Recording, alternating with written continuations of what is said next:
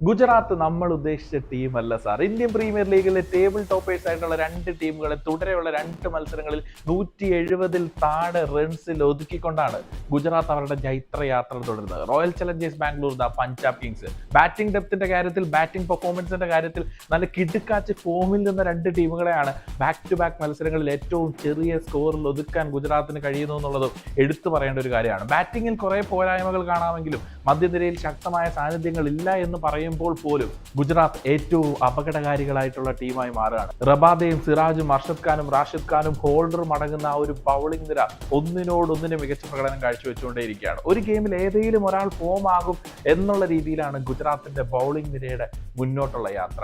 ഈ ബൗളിംഗ് നിരയെ പേടിക്കണം. ബാറ്റ്സ്മാൻമാരുടെ പ്രീമിയർ ലീഗായി മാറുന്നു എന്ന് പറയുന്നത് ഇന്ത്യൻ പ്രീമിയർ ലീഗിൽ മറ്റൊരു കഥ എഴുതിക്കൊണ്ടിരിക്കുകയാണ് ആശിഷ് നെഹ്റ പരിശീലകനായിട്ടുള്ള, ഗില്ല് ക്യാപ്റ്റനായിട്ടുള്ള ഗുജറാത്ത് ടൈറ്റൻസ്. ആരെയും ആശ്രയിക്കാൻ കഴിയാത്ത ഒരു ബാറ്റിംഗ് നിര തന്നെയാണ് ഗുജറാത്തിന്റെ ഏറ്റവും വലിയൊരു പ്രശ്നം. ഇന്നും പാവം വാഷിംഗ്ടൺ സുന്ദറും അർഷദ് ഖാൻ വന്നിട്ടുള്ള ഒരു ചെറിയ ക്യാമിയൊക്കെ രക്ഷിച്ചില്ലായിരുന്നെങ്കിൽ ഈ ഒരു ചെറിയ സ്കോറിന് മുന്നിലും ഗുജറാത്ത് പഞ്ചാബിന് മുൻപിൽ മുട്ടുമടക്കിയേനെ. പഞ്ചാബ് കിങ്സ് എന്താണ് ടേബിൾ ടോപ്പേഴ്സ് ആയിട്ട് ഇരിക്കുന്നതിന്റെ കാരണം എന്നുള്ളത് ഇന്നത്തെ അവരുടെ പ്രകടനം തന്നെയായിരുന്നു. ബ്രില്യന്റ് എക്സിക്യൂഷൻ ആയിരുന്നു.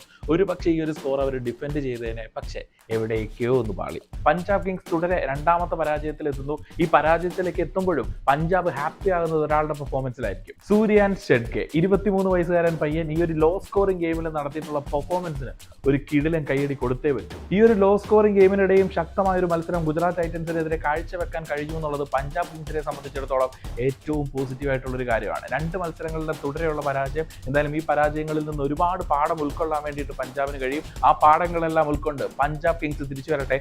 ആദ്യത്തെ ടൈറ്റിൽ എന്ന് പറയുന്ന സ്വപ്നത്തിലേക്ക് അവർ കളിക്കളത്തിലേക്ക് ഇറങ്ങുമ്പോൾ ഏറ്റവും മികച്ച ഫോമിൽ തന്നെയായിരുന്നു ആ ഒരു ടീം. എന്തായാലും ഇപ്പം വിന്നിംഗ് സ്ട്രീക്കിൽ നിന്ന് മാറിയിട്ടുണ്ട്. അത് തിരികെ പിടിക്കാൻ പഞ്ചാബിന് അടുത്ത മത്സരങ്ങളിൽ കഴിയട്ടെ.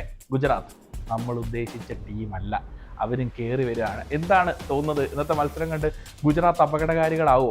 ഒരു സമാധാനം ഗുജറാത്തിന്റെ ഫാൻസ് അല്ലാത്തവർക്കുള്ളത് അവരുടെ ബാറ്റിംഗ് നിര ഇങ്ങനെ വെച്ചുകൊണ്ട് അവർക്കൊന്നും ചെയ്യാൻ കഴിയില്ല എന്നുള്ളൊരു തോന്നലാണ്. പക്ഷെ ആ ബൗളിംഗ് നിര എന്തോ കത്തി ജ്വലിക്കുന്നുണ്ട്. എന്തായാലും ഇന്നത്തെ മത്സരത്തെക്കുറിച്ചുള്ള നിങ്ങളുടെ ഒപ്പീനിയൻസും അതുപോലെ പഞ്ചാബിന്റെ തിരിച്ചുവരവിനെ കുറിച്ചുള്ള പ്രതീക്ഷകളും കമന്റ് ബോക്സിൽ പറയാൻ മറക്കല്ലേ.